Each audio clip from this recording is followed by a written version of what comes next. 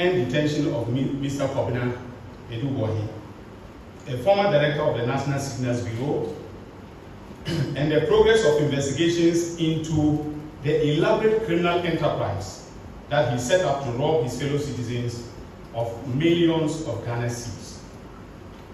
I informed you then that meticulous investigations undertaken by the Economic and Organized Crimes Office, otherwise known as EOCO,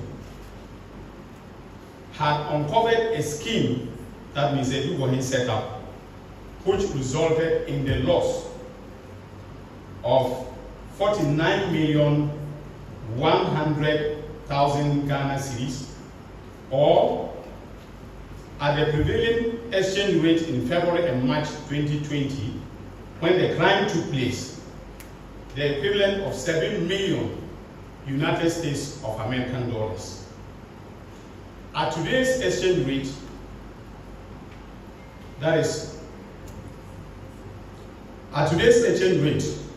this will be 108,500,000 Ghana cedis. That is the cost of one Agenda 111 hospital going into one person's pocket. I can now confirm that at the conclusion of our investigations, that is exactly how much he stole from the taxpayers of this our beloved country. In consequence, and in exercise of the power conferred on me under Article 88 of the Constitution, I have today filed charges against Mr. Edubohi, his wife Angela Gov't, one Mildred Donko, a former employee of UNB Bank, who resigned just in time to join in the criminal enterprise, and a company called Advantage Solutions Limited, a holding company owned by Mr. Edubohi and his wife, which received a substantial portion of the funds and was used as a conduit for funneling the funds into other companies owned by them. These other companies are Vertex Properties Limited, Vertex Solutions, and of course the famous BMC Communications Bureau Limited, which was, if you remember, that was the vehicle that was used to steal the 49,100,000 Ghana cedis from the national security accounts. Based on the evidence on the docket, we have charged Mr. Edubohi with stealing, 3 counts of stealing, 1 count of defrauding by false pretenses, another count of willfully causing financial loss to the state, another count of using public office for profit and money laundering. His wife, Angela Gov't, has been charged with conspiracy to steal, collaboration to commit the crime of using public office for private benefit or profit, conspiracy to commit money laundering and money laundering. In the case of Mildred Donko, we have charged her with 2 counts of conspiracy to commit money laundering and money laundering. The same goes for the company known as Advantage Solutions. Ladies and gentlemen of the press, my fellow countrymen and women, I am keenly aware of the criticisms that were leveled against me after my March 2025 press conference. In particular, some of our compatriots accused me of judging Mr. Edubohi and his dear wife prior to filing charges, and others opined that what I said of them should have been left to the courts to decide. I respectfully disagree for a number of reasons. The first is that I said nothing at that press conference that suggested even remotely that their guilt had been predetermined. Far from that. As the Attorney General of this Republic, I am the first to acknowledge that no matter how watertight the evidence of a prosecutor is, the accused is still entitled to be presumed innocent until proven guilty. That is a principle enshrined in Article 19 of our Constitution. and I cannot go against that cardinal principle. The second reason why I disagree with those of my fellow countrymen and women who think that the matters are dealt with at these press conferences should be left to the courts is that the constitutions require that we act, at least in public office, with probity and accountability. I see these press briefings, including the one I'm having today, as a way of breathing life into those cardinal values of our Constitution. Lastly, I think that there is absolutely nothing wrong with a prosecutor exhibiting confidence in his case. With particular reference to the case and the review, the diligent investigations by the Economic and Organized Crimes Office led by Mr. Raymond Archer gives me a high level of hope and confidence that, all things being equal, I will obtain convictions on most, if not all, of the charges that I have preferred today. Besides the documentary evidence involving bank statements, deposit slips, check numbers, and so on and so forth, we have persons with deep knowledge of the matter who have agreed to testify at the trial. Persons with very deep knowledge, primarily persons who were close to the action, have agreed after having been, interrogated, about what they know, they have agreed to testify in this matter. Ladies and gentlemen of the media, my fellow countrymen and women, between March 2025, when I announced the arrest and detention of Mr. Edugwahi and his accomplices, and now, there has been some speculation as to whether my press conference was yet another piece of political propaganda. Some media houses actually claimed that I had been deceived into holding the press conference and that I had in turn misled His Excellency John Dramani Mahama, the President of the Republic. Let it be known that unlike some presidents in the past who were misled, His Excellency John Dramani Mahama is on top of his brief and cannot be misled. Indeed, if any appointee would mislead the President, it would not be his Attorney General. So everything I have told the President, I have evidence to prove it, and the docket is replete with documentary evidence of the wrongdoing that has been investigated. Having said that, I wish to let it be known that the delay in filing charges came about because our diligent investigation team came across yet another scheme had by Mr. Edugwahi, this time involving Ghana Water Company Limited. This criminal enterprise involved the purported provision of secured internet services to Ghana Water Company Limited by the erstwhile Bureau of National Communications, now National Signals Bureau. The contract document showed that Ghana Water was to pay BNC, that is the national BNC, the sum of 650,000 Ghana cedis every 2 weeks for secure internet services from BNC, that is the Bureau of National Communications. However, for purposes of the payment, Gov't Edugwahi provided the account details of his company, BNC Communications Bureau Limited, to Ghana Water, which religiously paid for the internet services. In other words, every 2 weeks when 650,000 Ghana cedis of money from Ghana Water left the bank accounts of Ghana Water.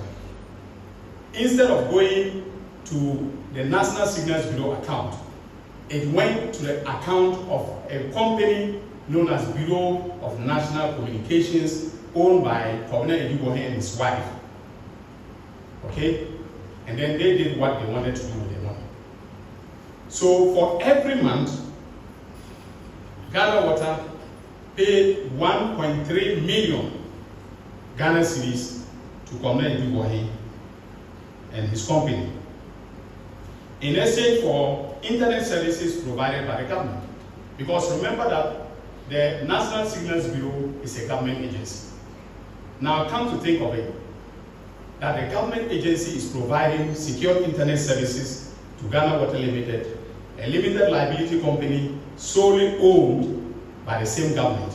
And Ghana Water is spending money that they do not have, okay, to pay for internet services at that cost, 1.3 million Ghana cedis every month. In fact, the figure rose to 1.5 million Ghana cedis every month at the close of our investigations. Now, you remember that in 2020, Bureau of National Communications became National Signals Bureau.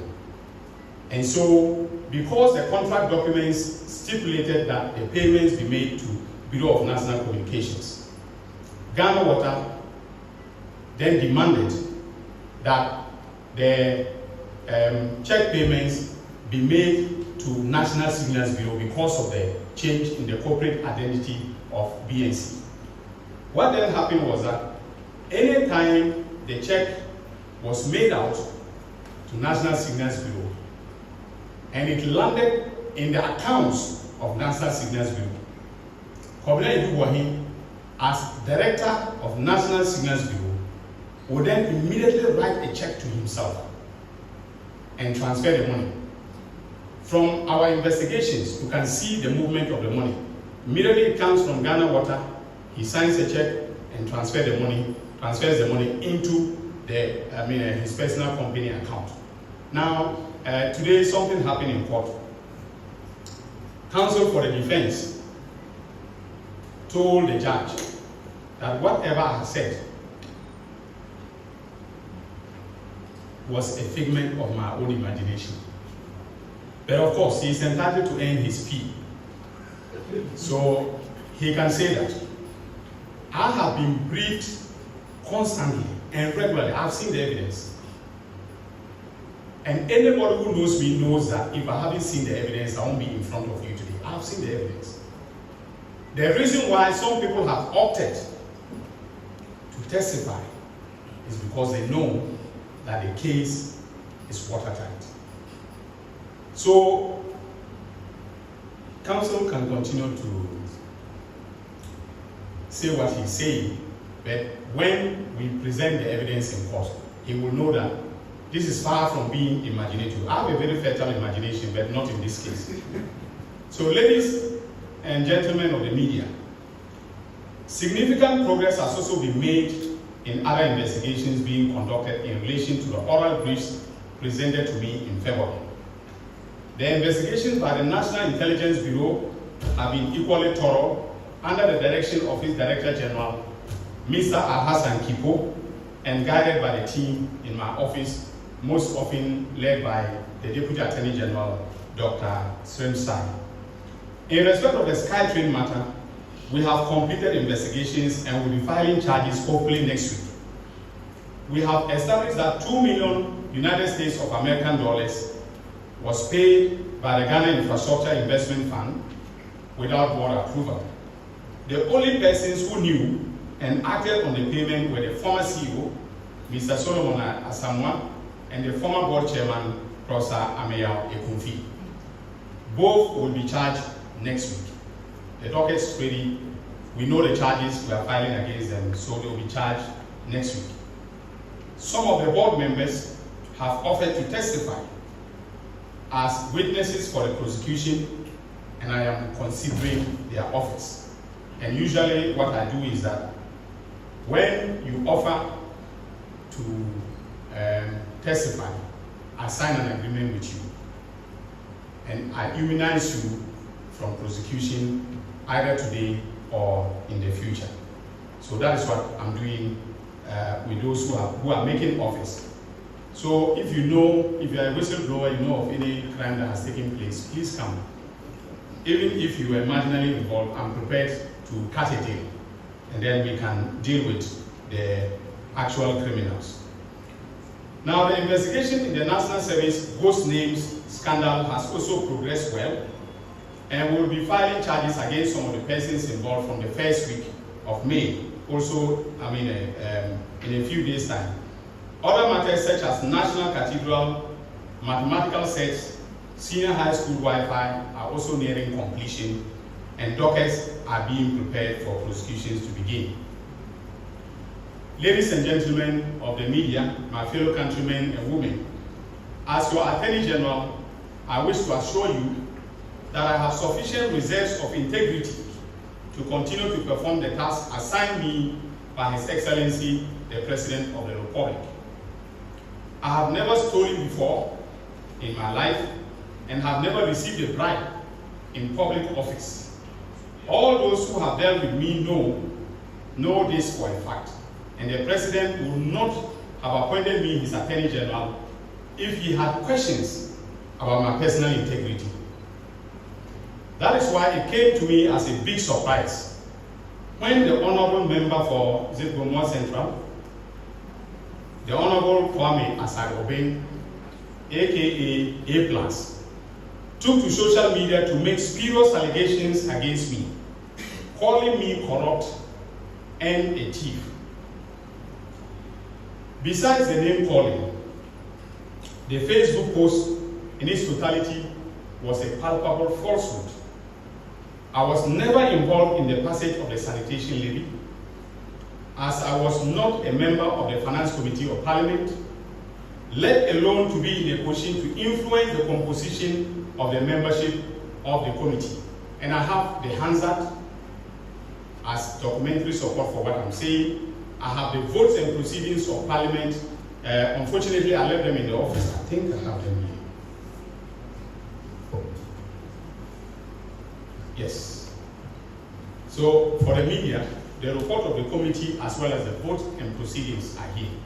If you want to do some research on the matter that he alleged that I was involved and I channeled, I made sure that the membership of the committee was, changed, and then the monies from the sanitation levy were channeled to my friend, and so on and so forth.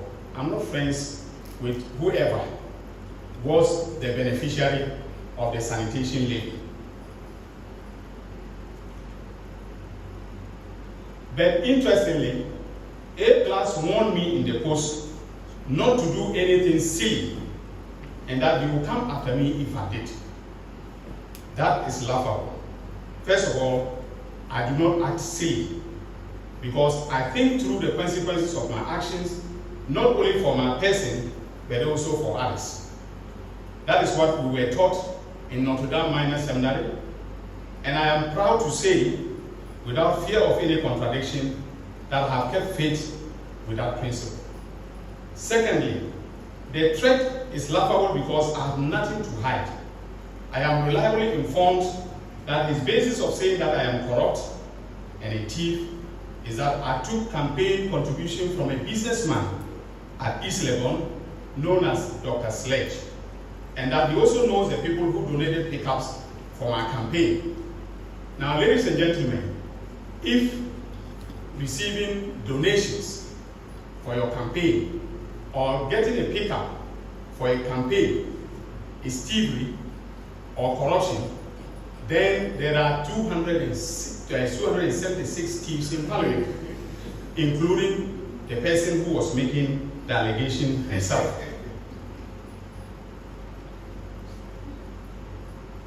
So, ladies and gentlemen, if A+ has any evidence of corruption or thievery against me, I am challenging him today to call a press conference and present the evidence or present it to the police to investigate me. In contrast, the media should ask him about the silly thing that I was about to do, which frightened him so much into making that silly post about me. He should be asked what he knows about the National Service ghost name scandal and related matters. If he can give truthful answers to these questions, then Ghanaians will know why he took to social media to do what he did. But let him be warned that in my hometown of Zorun, we do not fear mud being thrown at us. On the contrary, we walk into the mud to deal with the person doing the mud slinging. And I am prepared to walk into the mud with A+. Because what I have about him and the national service scandal, he should come and tell you, I'm challenging you, he should come and tell you, the media, and stop cowardly hiding behind social media to make baseless allegations against people who have worked hard to earn a reputation. So, ladies and gentlemen, I think I will end here. Thank you.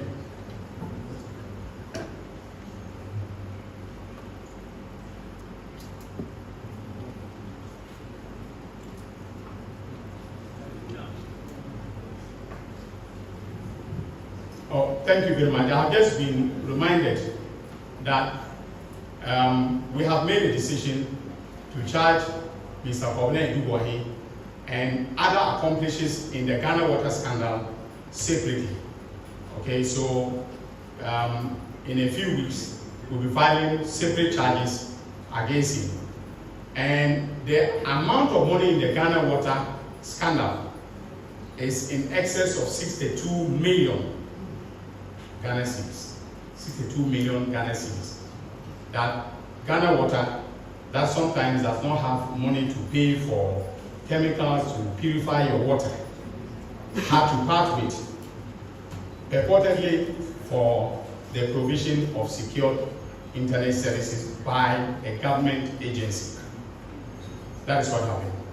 I thank you very much for your attention, and once again, sorry for the delay in addressing you. I think we can now take questions unless you are satisfied with everything I've said.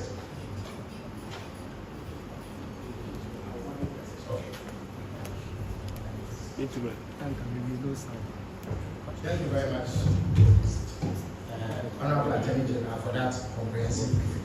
At this stage, we will take questions from them. It is already late, so I will urge you to snap in about your question. We take the first set of 5 questions. If you have any questions, please step forward, ask the question. You are limited to 1 question, please, so that we can maximize the time.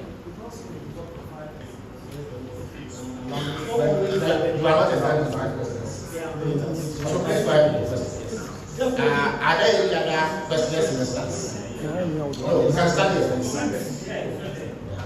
My question first off to the Attorney General has to do specifically with the demand of the Ghana Bar Association for the President to revoke the suspension of the SIGA. I know that is not the main subject of which you are here, and there are those who want to know specifically what advice you will offer to the President on that, or what. But briefly, today the fourth estate report has come out that nearly 55 of the bodies in government have not declared the assets, contrary to the specific directive that was given to the President for them to do so by the end of March, and they haven't done that.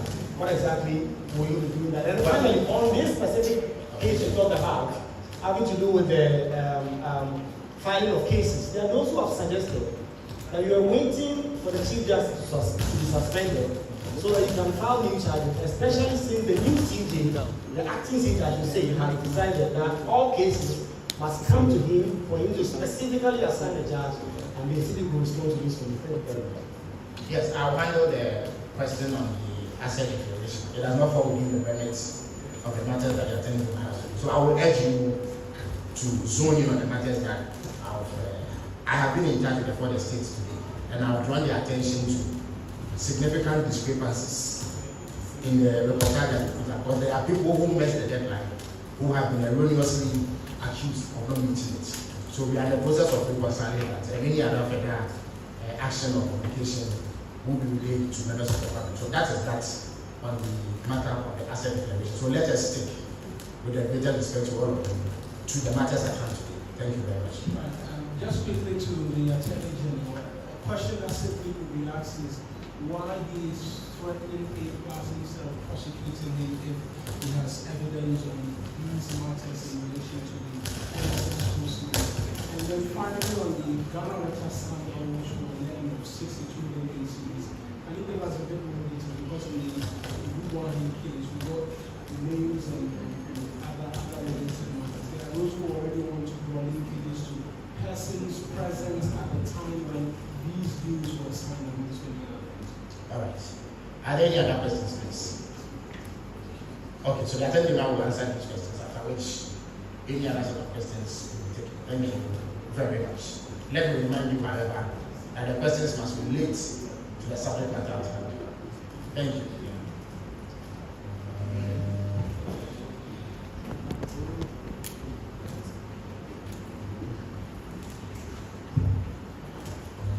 Thank you very much for the questions. Now, there was a question about my waiting to start the prosecutions after the removal of the SIGA. I saw, I don't know whether it was the Searchlight, Minister for Government Communications. I think Ken Branch's paper is what, is it Searchlight? Yes. It was the Searchlight that said that Ayine is waiting, Ayine swears not to bring prosecutions unless the CJ is asked. No, there was no such plan or strategy on my part. We've been very, very diligent in our investigations, and that is what matters. The prosecutor's case is as good as the docket that is built. So all the weight was because of the fact that we wanted to build a good case, and that's how we are working. We don't care who is Chief Justice and who is not the Chief Justice. So for me, it is all about building a good case and taking that good case to court. Then also the issue of the Ghana Water investigation and giving more details. Because of where we are at the tail end of that investigation, and as I said, I want us to file charges, separately against Dubois and some of the accomplices. So the investigators have cautioned, and I've taken that caution, that until such a time that we have filed the charges, we should leave out the details. Because I've already told you in general outline what the scheme was like, right? So it was about giving, Ghana Water secured internet services. The company with which or the agency with which the contract was signed was a public agency, that is the Bureau of National Communications. However, when payment was being made, the payments went into the private, account, the account of BNC Communications Bureau Limited, a limited liability company owned by Gov't Dubois and his wife. So that is an outline what the criminal enterprise was. And when we filed the charges, just like today, we filed the charges, and the charges were accompanied by a summary of the factual basis of the criminal charges. We will be doing the same with the Ghana Water case. Then also, the question of the constitutionality of the GBA demand, that the suspension of the Chief Justice should be reversed, or that, the President of the Republic should reverse himself as far as the suspension is concerned.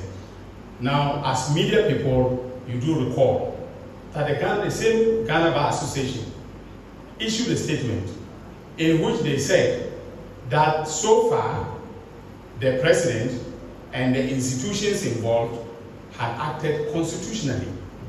They had not breached any provision of the Constitution. Okay? And that was my internal assessment of what had taken place. Legal counsel to the President and everybody who has been involved has been very careful to ensure that the Constitution and laws of this country are obeyed in every step that the President has taken. And we believe that he has not violated the Constitution. And there's no reason why he should reverse himself. The basis of saying that the President should reverse himself is that the President was exercising a discretion. And that in the exercise of discretion, the President has to be guided by rules in accordance with Article 296C. Okay? But the same Ghana Bar Association has ignored precedent. They've ignored the case of Ramford France and the Attorney General, where the same Supreme Court ruled that the absence of rules under Article 296C does not necessarily make the exercise of discretion unconstitutional. So unless they want the Supreme Court to reverse itself on that ruling, some people have argued that Ransford France and Attorney General was wrongly decided. So if they want the Supreme Court to reverse that precedent, which, by the way, also applied to decisions that were taken by His Excellency Nana Akufo-Addo, there were no rules formulated in accordance with Article 296C when His Excellency Nana Akufo-Addo took the decision that the petition by Professor Asari, okay, that the petition lacked merit. The Ghana Bar Association was in this country. They did not issue a statement saying that the president's determination was unconstitutional. So that is where I will leave the matter of the constitutionality of the demand of the Ghana Bar Association. Have I forgotten of any question? Oh, thank you very much. The question, I haven't threatened him, I have just challenged him to come out with the evidence that he told the whole world that he had about me. Okay? So I have thrown the challenge.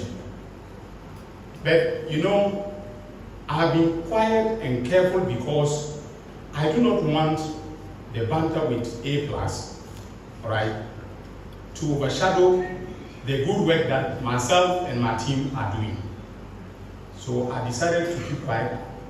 I ignored it for some time, but because I ignored it, some people were giving credence to it. I remember somebody did a video, or he was interviewed, and he said the Attorney General has been called a corrupt person, he's been called a thief, and he's keeping quiet. So if he's not corrupt or he's not a thief, he should come out and say it. Okay?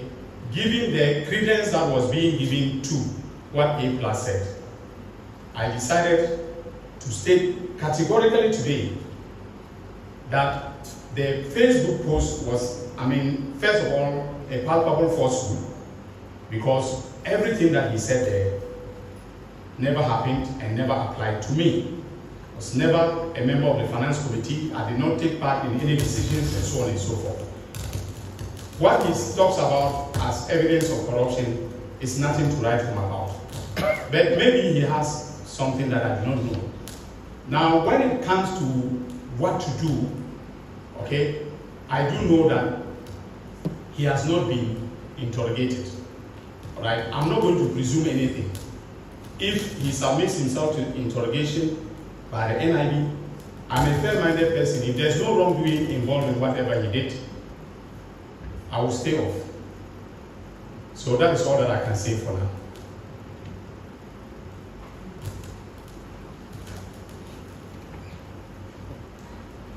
Are there any more questions?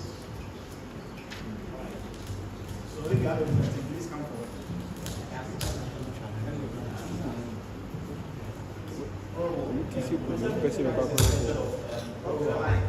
How willing are you to exercise your discretion in negotiating a plea bargain, and just as you through an open invitation to the public in terms of supporting your case, would you also throw this challenge to people out there for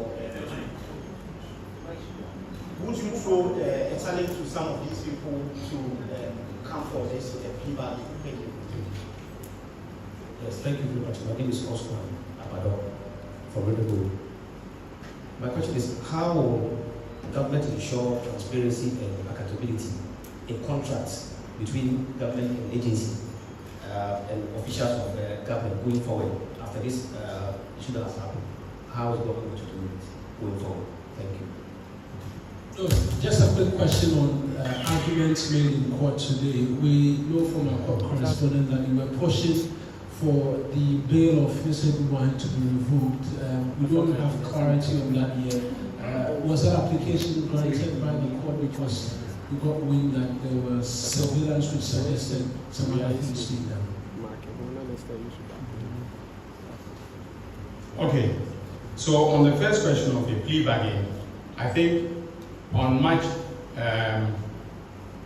in the March 2025 press conference, I made it abundantly clear that the strategy that we have adopted is to have contemporaneous investigation of both the crime, that is a criminal enterprise, as well as the assets or proceeds of crime. So that is the approach that we are using. And that approach is because of oral. Okay? Oral is not just about accountability. Oral is also about recovery. And so, if from all indications, someone who has been, charged with a criminal offense, or in the course of investigation comes forward to say that they are willing and able to return the loot in exchange for a plea deal, which will mean, for instance, that either we let them walk away without, getting punished, either through a fine or a term of imprisonment, or instead of getting, let's say, 10 years in jail, we can cut it to 5 years in jail or 2 years in jail in exchange for a recovery of what they have looted. I am happy to do that. Very happy to do that, because that is the essence of order, and that is what Ghanaians want. They do not want people to go to Nsawam and come back out of jail to enjoy the loot. Okay? So Ghanaians want persons who have looted state resources to return those resources. So my duty and the duty of the team that I lead is always to ensure that when we uncover the criminal conduct, we also trace assets. Now, part of the reason why, and that dovetails into the question about my resistance to the grant of bail to Gov't in particular, I had told the court that the wife can be granted bail, the third accused, Redonko, will be granted bail, but he in particular, I was opposed to the bail being granted because of the probability, the high likelihood of interference with what we were doing, including, for instance, the asset tracing. Okay, we have identified the houses, we've identified the cars, okay, we've identified all the bank accounts and so on and so forth. Okay, but the possibility that when he is free, he could be interfering with the asset asset recovery process is what I brought to the attention of the court, and then also the interference with witnesses. So that was the basis. Now the court hasn't made a decision. We are going to go back on Friday at 9 o'clock for me to brief the judge more comprehensively on why I am opposed to the bill for bail body, and the judge will make a decision. Then, how do we ensure transparency in government contracting? The Public Procurement Act was enacted precisely for that purpose. Okay? Transparency and accountability in the procurement process, and then also making sure that what is offered to government, all right, in exchange for funds that the government is spending or a government agency will be spending, right, is competitive in terms of prices. All right. So the Act provides mechanisms for advertising the contracts, for people to bid and so on and so forth. That is plainly the only way by which we can ensure transparency in government contracting.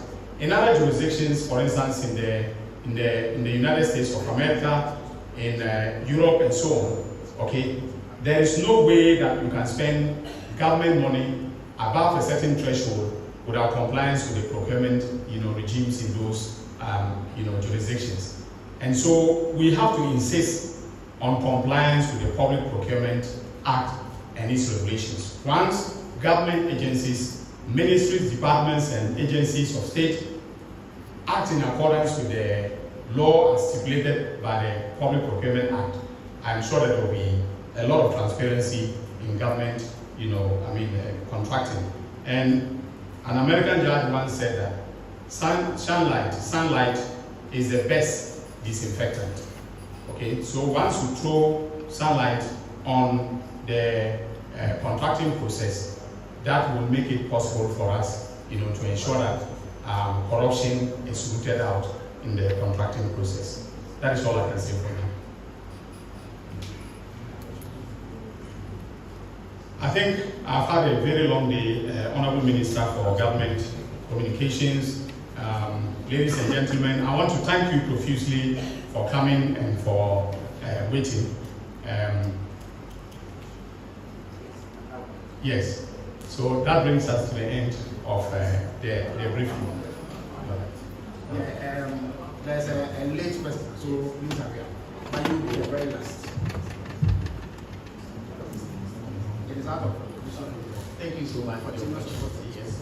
I remember the very last time you briefed us here, you made mention about an MP who had taken some money to kill the National Service story. Today, when addressing the issue of A+, you did indicate about the fact that you have a lot of those there on him. Is it the MP that you are referring to? Again, he's made several allegations against you. Is it a point that you want to consider filing an defamation suit against him? And how often are we going to see the learned Attorney General address the nation in time to file cases of this nation? Okay, thank you. On the question of whether I'm going to file a defamation suit against A+, well, I have considered it, but I want to spend the time profitably doing the work that the President has appointed me to do. I don't want any side show going to court every day with you media people on my back. I want to sit in that office and make sure that I do the work that His Excellency has appointed me to do. So I will not spend my time, going to court for defamation. I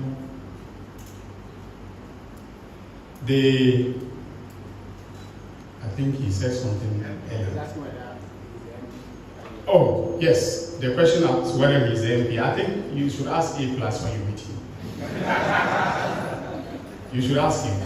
I've asked you to ask him critical questions. You see, the problem we have in this country is partly as a result of the work that media men do. I'm being honest with you. When A+ went on Facebook and splashed that spurious allegation, how many of you went to ask him to bring you evidence of Dr. Ayini's corruption? How many of you? But we're busy circulating it all over the place. Okay? So if you dig deeper and ask critical questions, people like him will stop trying to defame public office holders who are doing their best to serve with honesty in public office. So for me, I think that whatever he has said, okay, I've explained to you precisely why it was a palpable falsehood. I've also told you that I have sufficient reserves of integrity, and you can cross-check, to continue to serve in public office. Okay, so I'm not going to spend time dealing with A+. However, if he wants to go along that track, I'll meet him where it matters most. So thank you very much. God bless. All right, thank you very much, Honorable Attorney General and Minister for Justice, for this important briefing. So this should clarify the situation as to the sort of progress being made in the implementation of Operation Recover Audit. There are many who have questioned government. This should be your answer. And so until we meet again next time, good evening to all.